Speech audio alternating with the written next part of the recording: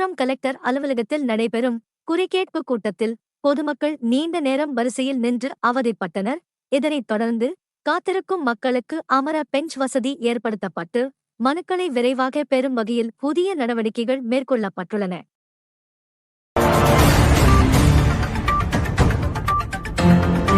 விழுப்புரம் மாவட்டத்தில் செயல்படுத்தப்பட்டு வரும் 100 நாள் வேலை திட்டத்தில் கடந்த 2025-26 நிதியாண்டில் 81 லட்சம் மனித சக்தி நாட்கள் இலக்காக நிர்ணயிக்கப்பட்டது. அந்த இலக்கை தாண்டி 89,73,767 மனித சக்தி நாட்கள் உருவாக்கப்பட்டு 110% சாதனை படைக்கப்பட்டுள்ளது. மேலும் நடப்பு ஆண்டிலும் திட்டப் பணிகள் தொடர்ந்து நடைபெற்று வருகின்றன.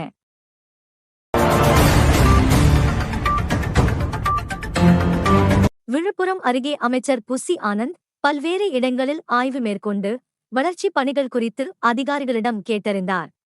மேலும் பள்ளி மாணவர்கள், தூய்மைப் பணியாளர்கள் மற்றும் மகளிர் சுய உதவிக்குழுவினருடன் கலந்துரையாடி அவர்களின் தேவைகள் மற்றும் செயல்பாடுகளை ஆய்வு செய்தார்.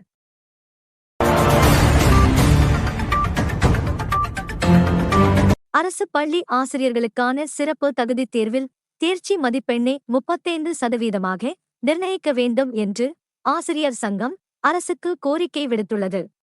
தேர்வில் பாடத்திட்டத்திற்கு அப்பாற்பட்ட கடினமான கேள்விகள் கேட்கப்பட்டதாகவும் பணியில் தொடரும் ஆசிரியர்களுக்கு நியாயமான மதிப்பீடு வழங்க வேண்டும் என்றும் வலியுறுத்தப்பட்டுள்ளது.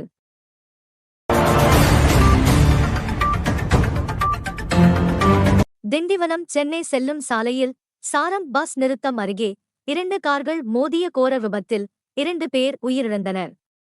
ஹூண்டாய் கார் அருகில் இருந்த புளிய மரத்தில் மோதி நொறுங்கியதில் பாலமுருகன் மற்றும் விஜய் சம்பவ இடத்திலேயே உயிரிழந்தனர். மேலும் 3 பேர் காயமடைந்து மருத்துவமனையில் சிகிச்சை பெற்று வருகின்றனர்.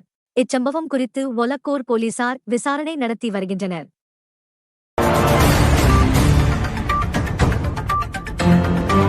திண்டிவனம் மான் போர்ட் மெட்ரிக் மேல்நிலைப் பள்ளி மாணவர்கள் பங்கேற்ற போதை ஒழிப்பு விழிப்புணர்வு ஊர்வலம் நடைபெற்றது. நகரின் முக்கிய வீதிகள் வழியாக சென்ற மாணவர்கள் போதை பழக்கத்திற்கு எதிரான விழிப்புணர்வு கோஷங்களை எழுப்பி பொதுமக்களுக்கு விழிப்புணர்வு ஏற்படுத்தினர். மேலும் செய்திகளுக்கு திண்டிவனம் செய்திகள் சேனலை சப்ஸ்கிரைப் பண்ணுங்க.